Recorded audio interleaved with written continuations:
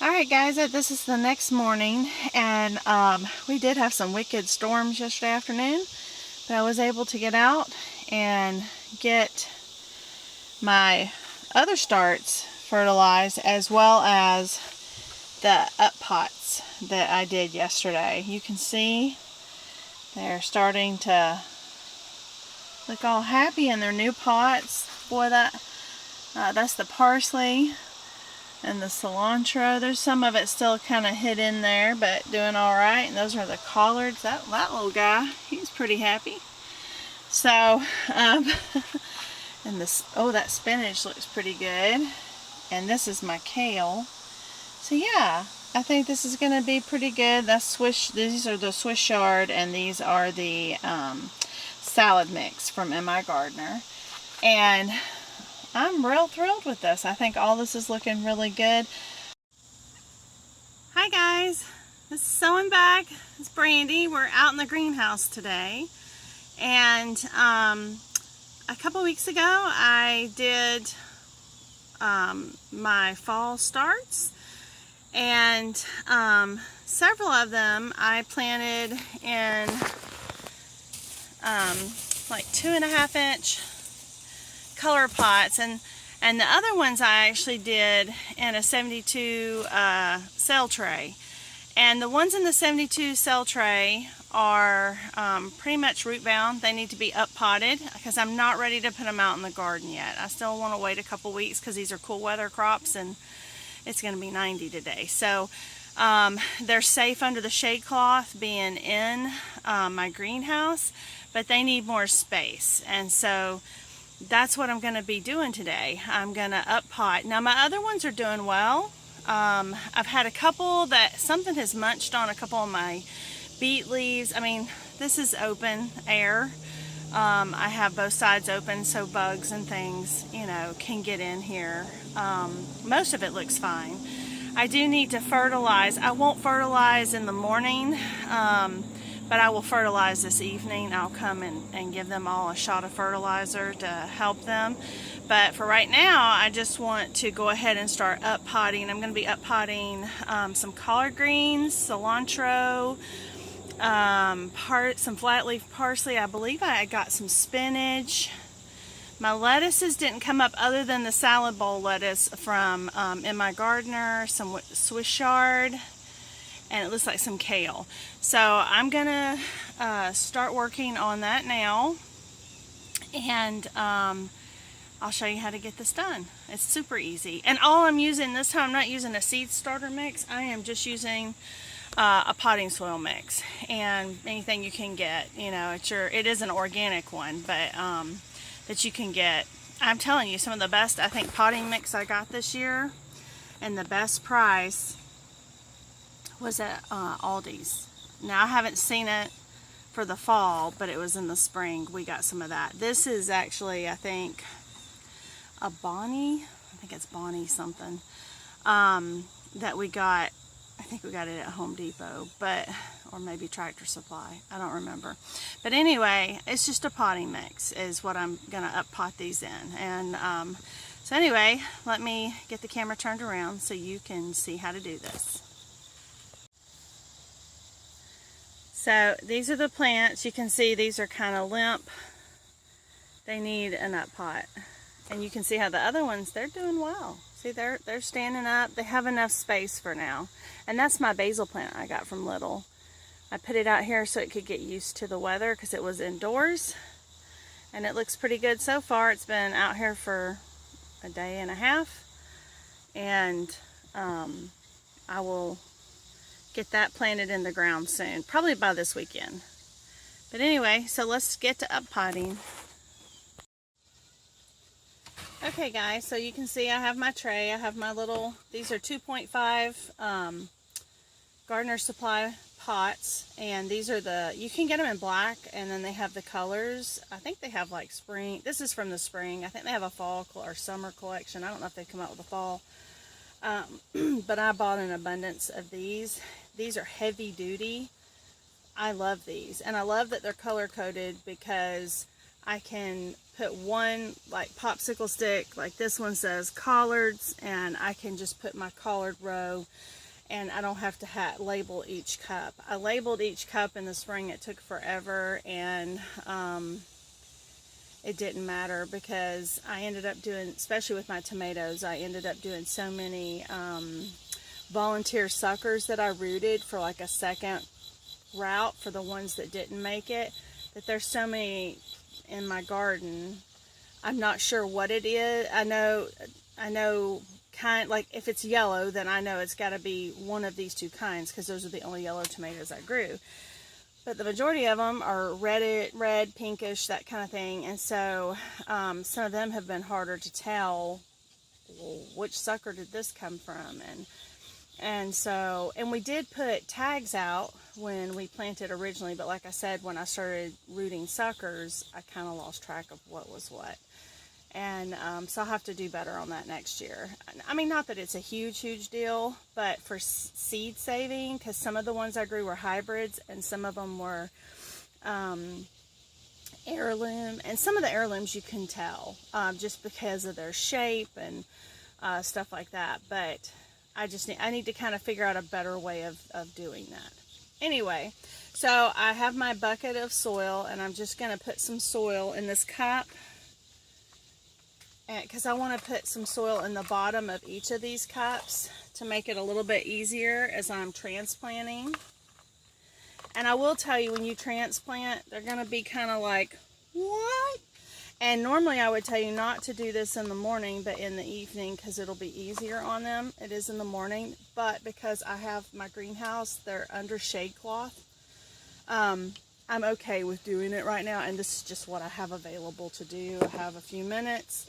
It hasn't been working out. A lot of times by the time we hit the evening, afternoon, we have thunderstorms, and I'm not going to sit out in this little greenhouse. So this is my collards. And these weren't the Georgia collards. I forget which collards these were. And you can tell this one's kind of puny looking. But he'll do okay. He's got some good roots. You see those? Let's see. And I'm going to put him in here. And like I said, tonight I will fertilize them with the AgriThrive. And before I put my popsicle stick in there, this is actually a good little tool if you have these cell trays to try to get out your stuff without tearing it up too bad. I don't have my painter's key. It's out at my table. I don't have it in here. And I'm just going to kind of stick these in here. Honestly, the new soil, these should, and a good watering, which I miss these every day. I come in here because even though we get rain outside, it doesn't rain in the greenhouse, so you have to do that. So, and I might lose a few. I mean, that's just part of it. I really should have probably up-potted these, I want to say probably a week ago. Would have been ideal. And it just didn't happen for me. With school being back and just adjusting to everything. It's like a whole new world. I don't know if y'all feel that way. I like it once I get situated. I like a schedule. I think it suits us better than just being kind of loosey-goosey. But, you know, it still takes some adjusting. It is weird though, because you get up in the morning nowadays and it's darker already and all that good stuff. Alright, so I'm just going to start with these. So these are my collard greens, and all I'm going to do is I've just put them in the pot, and I'm just going to backfill it with some dirt, not dirt, soil, potting soil. Remember, dirt is dead. It's not going to grow anything. Soil is alive. It's just so easy to use the slang, which I'm used to, but that's not correct. So when people say, I got new dirt, no, you don't want dirt in your garden. You want soil in your garden, and you want to protect your soil. I shared something yesterday. I got a alert from Haas. They have their onion starts. They may be sold out now. I didn't check it today, but I shared it on our Facebook page. because I can tell you when they release their fall onion starts and garlic starts, they sell out. And a lot of I don't know about onions, but I know that the garlics the last few years have been selling out everywhere. And so I've already ordered garlic. I shared that several weeks back. But the onion starts for Haas, and one of the reasons I just love, because Haas does those germination rates, and I do like him, my gardener, and I've had wonderful success with him. But he is up in, I believe it's Michigan, and I am in the South. And so one of the things I really like about Haas is they know how to grow in the South. And so I got me the 3-pack of the 3 different varieties. One of them is a hybrid Vidalia, which I'll be excited to see if these go. And so these are the type where they're actually started onions. You want to plant them in the fall, and they overwinter for harvest next year in the spring, late spring, early summer, I believe. And so I was really excited to get my order in for those. So if that's something you're interested in, you know, even if you don't get theirs, that is a great thing to put in your gardens in the fall, because you do not want your soils to just be sitting empty. Even if you're just growing in planters and stuff like that, replant your planters, you know, do kind of a recap with some soil, give it a facelift, and which might just mean adding a little bit new, you know, soil to what you already have, because soil does kind of break down, and so that's a good thing. And plant some things that will live in the winter, and you know, you could do pansies, and there's a lot of different things. A lot of your perennials will keep growing. If you planted strawberries, they should be okay. Depending on where you live, you may have to do some kind of, you know, covering or whatever. A lot of people, if you've planted strawberries, you may have a lot of suckers right now that you can take and plant and have even a bigger crop. You know, when you harvest garlic, you should always put some back that you can plant. It takes a while to find one that works for you, because I've had some better luck with some garlics than I have others, and some years are just bum years. Like last year, we didn't have honestly for 2 years now, we really haven't had a cold winter. Kitty, no, get in. Sorry. We haven't had a cold winter, and so that has, the bulbs haven't really been able to set up. They need that cold to kind of develop, and we just haven't had it. So this one, I actually am going to have a bunch of these. One of them looks like it never came up, so we'll see. And like I said, I can't remember the name of this one. See, that one, the soil just fell apart because I just wrote collards. I just remember these were not my Georgia collards. I haven't even started those yet. So, Mr. Kitty, what are you doing? Are you sitting in my pumpkin seeds? Kitty, are you sitting in my pumpkin seeds? Do you like being in the greenhouse? Yeah? You like being here? Yeah, don't touch my plants. No, no, no, no, no, no, no. No, let's not eat the plants. These are not kitty food. I know you'd like to eat them, but they're not kitty food. Yeah? Or you just want a pet? You just let them be petted. What a sweet boy you are. You want to rub the phone. Hey, pretty boy. Alright guys, so I got all of these potted up. I'm fixing to water them so I can get them watered in. I ended up, how many is that? Let's see. That's not, it looks like I got 9 parsley plants. I think I got more than, let's see, 4. I got maybe 10 of the cilantro, and I think I got 9, 10 of the collard greens that made it. And so I've got those all transplanted. And then up here, I only got 3 of the kale that came up. I got 3 spinach that came up. And then the salad greens, I got 6, and the Swiss chard, I got 6. So those did really well. And so I'm going to go ahead and I'm going to water these in really well. And then tonight I will use the AgroThrive to feed my starts, and I will refeed the other starts that don't need potting up right now. They just need to be fed. And that's all you do. It's pretty easy, and it's simple. And one of the reasons it's when you're planting, it's a lot faster to do the cell trays than it is these individual cups, but you're going to have a second step. You're going to, more than likely, you're going to have to pot up.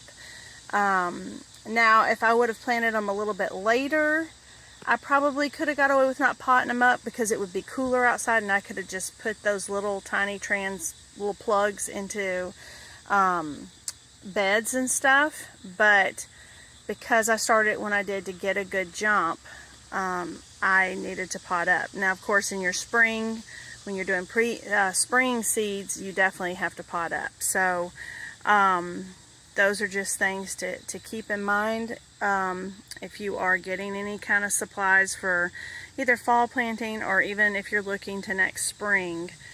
I definitely like these little pots. They also have these trays that they can sit down in, and it has holes, so if you want to do watering from the bottom, I'll tell you, out here I just like to mist them.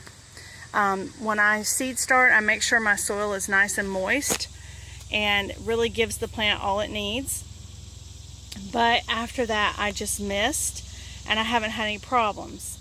But inside, in the winter, when it's still too cold, I have grow lights and heat mats and things like that on a shelf in my garage where I'm starting out. Those I do have to water from the bottom, because I don't want to, well, one, I'm just not going to water from the top. I do have like a little glass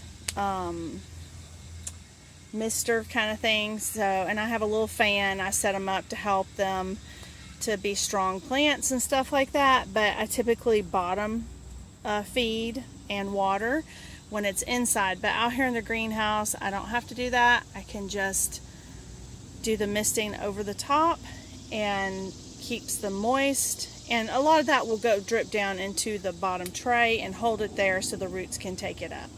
And I haven't really had an issue with mold or anything like that. So that may be different where you live, but that's just been what I have found. And brassica just means like your cabbages, your Brussels sprouts, cauliflower, broccoli, they're all in that family. Any kind of cabbage. And so those are all very frost hardy. As a matter of fact, where I live, we just overwinter it, and it's kind of like carrots. They're in the ground, and you can pull them, as you need them. So anyway, I just wanted to encourage you with that. I hope that you found this information helpful, especially if this is maybe your first time planting seeds for fall. I honestly think you will like fall gardening better in a lot of ways than summer gardening. One, the weather's usually much better. You're actually growing vegetables, not fruits, since most of the stuff in the summer garden are fruits. They have seeds, and these are more our root vegetables, our leafy greens, and they're what's supposed to help keep us healthy, during those flu and cold seasons. So anyway, if you've planted some starts yourself, let me know what you've planted. Let me know if you found seeds maybe somewhere else that you like. Clearly, I like Haas seeds, and I'm not a sponsor. I just like their product. And I really love M.I. Gardner Seeds. I think he has done a fabulous job with his seed collections. And I can't speak high enough of those two for sure. But maybe you have someone in your area or a seed company that you've tried that you really like. So I would love to hear about that. And don't forget about, if you're interested in those onion starts for fall planting, I think they're going to be mailed towards later September, if I remember what I read. Like I said, Haas Seeds had that. They released that yesterday. They may be sold out, I don't know. But there's other places, and you may want to check that out if you're trying to find things you might want to put in your beds. Because it's really important not to just leave your beds laying with nothing in them throughout the winter, fall and winter. So it is good to plant things or plant a cover crop. If a cover crop is some different varieties of things you can get, like Australian pea or mustard. There's just a lot of different things like that that you can grow over the winter.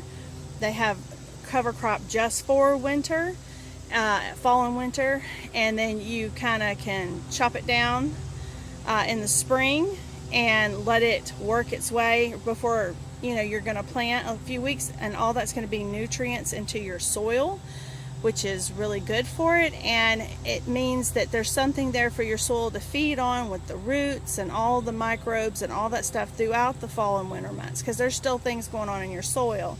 If you leave it bare, it's going to be robbed of all of that. So if you don't want to plant, like you're just like, I'm done, I don't want to plant, I don't want to do any of that, then the best thing I could tell you is let your plants die where they are and leave them until you're ready to clean them out, late winter, early spring. Because there's still stuff going on there that can break down into the soil. It keeps your soil covered. The other thing you could do is you can put leaves, you can put grass clippings, especially if you don't want to put any grass clippings if you treat your grass. But if you don't treat your grass and stuff, you can totally put the grass clippings in there as well. It's a good source of nitrogen. And you can let that break down in your beds. And so those are all, and of course you could always, if you have compost, you could bury your compost, your kitchen scraps with the leaves and the green, and just kind of do your own thing. But you don't want to just leave it empty with nothing in it, so it can bake in the sun all winter with nothing to feed on. You'll just kill it and it'll become dirt. And dirt is dead. Soil is living, and soil is what grows healthy plants. So whether you're growing food or you're growing flowers or trees or what have you, you need soil. So anyway, I hope that helps you. I hope it gives you some ideas for what you may want to do if you're going to put your garden to bed for the fall, or maybe you're going to plant some, but not on the same scale you do in the summer. So some of it you're gonna put to bed. We do that, and the ones that we put to bed, I do exactly what I just told you. We cover with leaves.